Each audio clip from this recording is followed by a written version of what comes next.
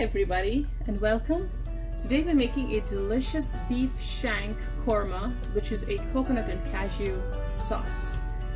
This is a very typical rich Indian dish, and we're starting off with 2.5 pounds of beef shank here, center cut, beautiful beef shank that I've rinsed and patted dry. We'll be using a pressure cooker for this recipe. Now for our sauce, I'm using 1 large white onion that I've diced small, about 3 to 4 Roma tomatoes chopped large, a few flakes of garlic and a piece of ginger, a teaspoon of turmeric powder, and some whole spices. So I have cardamom, cloves, and a piece of cinnamon stick. So that's for our base, along with some curry leaves and some green Thai chilies, depending on how spicy you like it. Now for our yogurt base or sauce, I have about 3/4 of a cup of thick yogurt. These are some poppy seeds that I had ground previously, about a tablespoon, a 1/4 cup of roasted cashew nuts, you can also use raw cashew nut, and a small piece of frozen grated coconut that I've thawed in the microwave. So we'll be grinding these separately for our yogurt sauce. For our dry spices, I have 2 tablespoons of coriander seed, a teaspoon each of cumin or jeera, fennel, and peppercorns. Now this again you can reduce or increase depending on how spicy you like it. So first off, we're going to start with dry roasting our 4 seeds or whole ingredients here.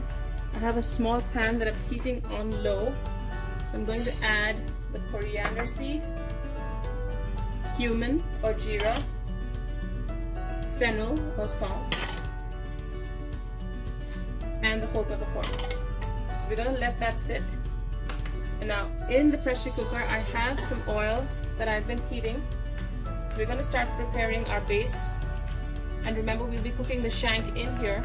So we're going to start with some curry leaves.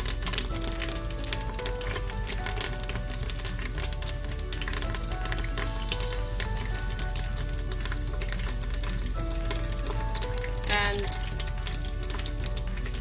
after that we're adding whole spices.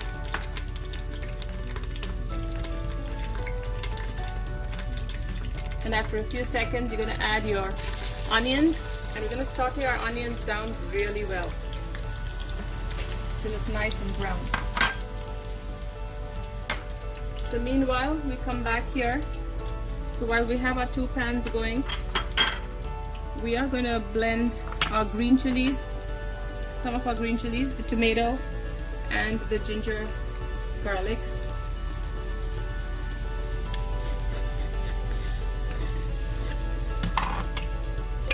The ginger and garlic. I'm going to add about 3 green chilies in here. Oops, I'll put the stalk in there.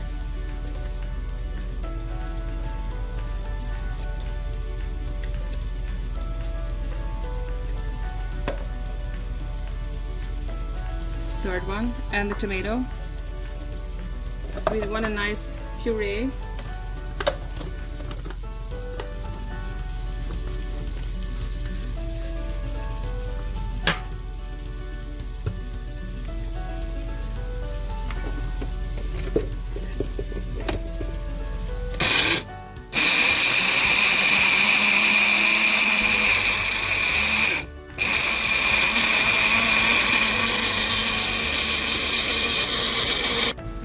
Browning nicely. You want to continue browning them, and I've just chopped up the stalks of the cilantro or coriander leaf bunch. I'm going to add that in here. It adds an extra layer of flavor, and you don't want to waste the stalks because although they are a little fibrous, when you chop them up really fine, they lend a lot of flavor to the onions that you saute and to the curry or the sauce. While that's happening on this stove, I have lightly toasted our seeds, and we're ready to grind them into a dry powder.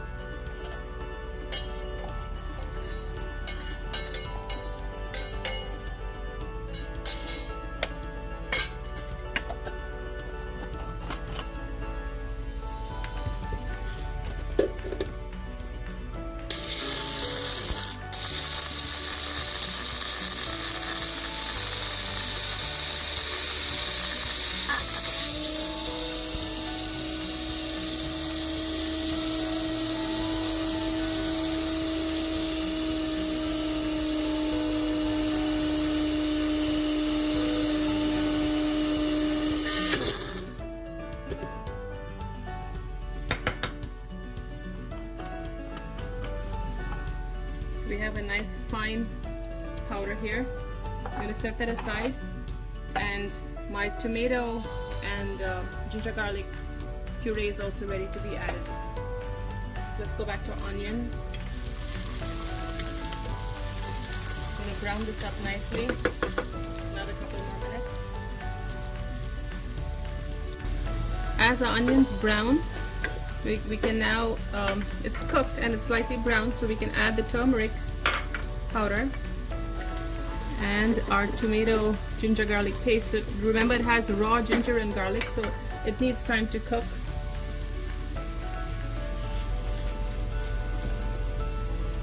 I'm going to add the tomato paste in there and continue cooking it down.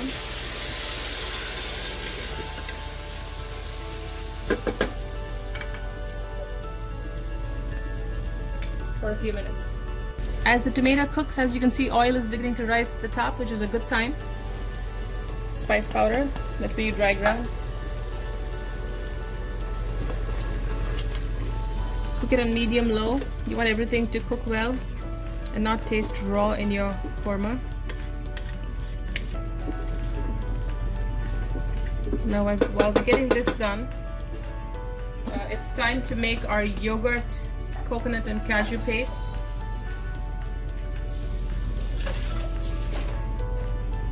So right in the same jar that I used to grind the tomato, I'm going to add the roasted cashews. These are unsalted roasted cashews. The grated coconut, the poppy seed powder. This lends a nice flavor and a thickness to our korma, and the thick yogurt.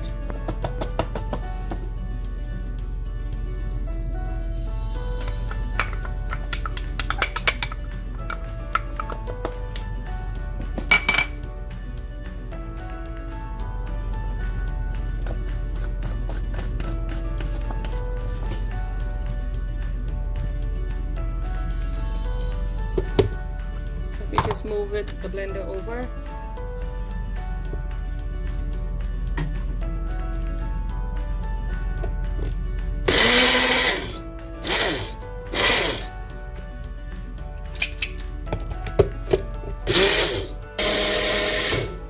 So I have a nice thick paste here of yogurt, cashew nut, coconut and poppy seed.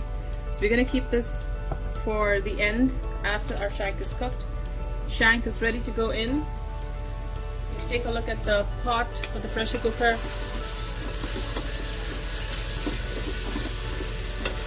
the oil is beginning to surface and leave the sides. That's a sign of a good curry. So we're going to add our shank in. It's a nice fatty piece, along with some salt, enough to salt those big chunks of meat. I have about 3 Thai chilies that I've slit. I'm adding that, along with water, enough water to get it cooking. So I'm using a pressure cooker. You could choose to use an Instapot or an electric cooker, maybe even a slow cooker. So try and coat your meat with the gravy.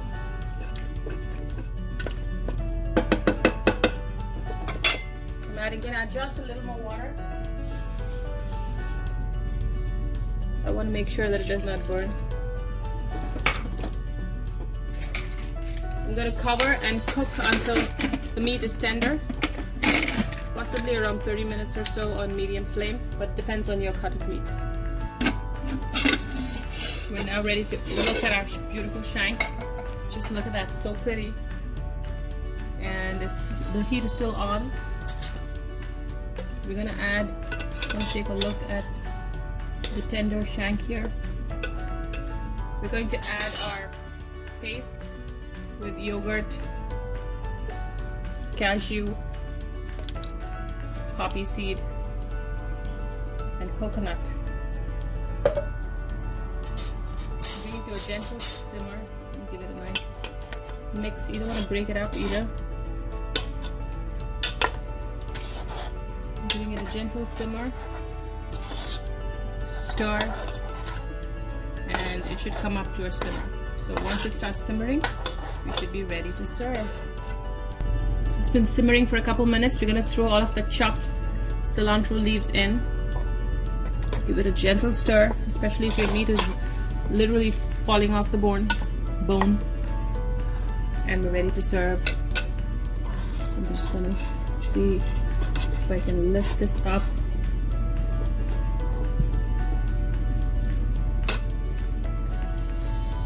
It's really tender.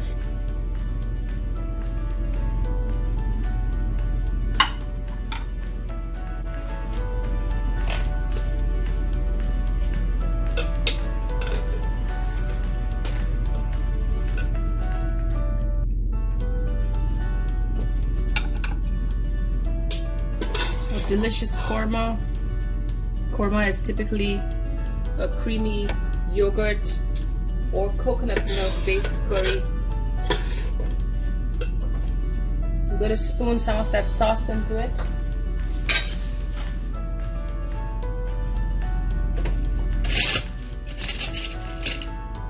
I'm going to grab one of my soup ladles.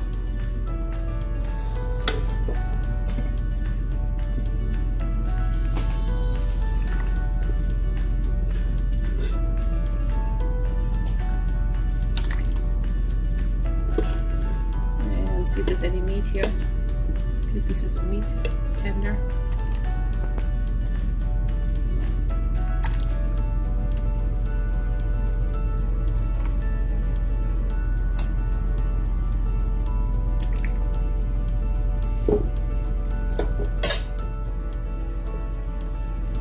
And pour the rest in gently. A beautiful yellow color, rich golden yellow. And here you have it, delicious beef shank korma, which is a coconut and cashew sauce in yogurt. Enjoy.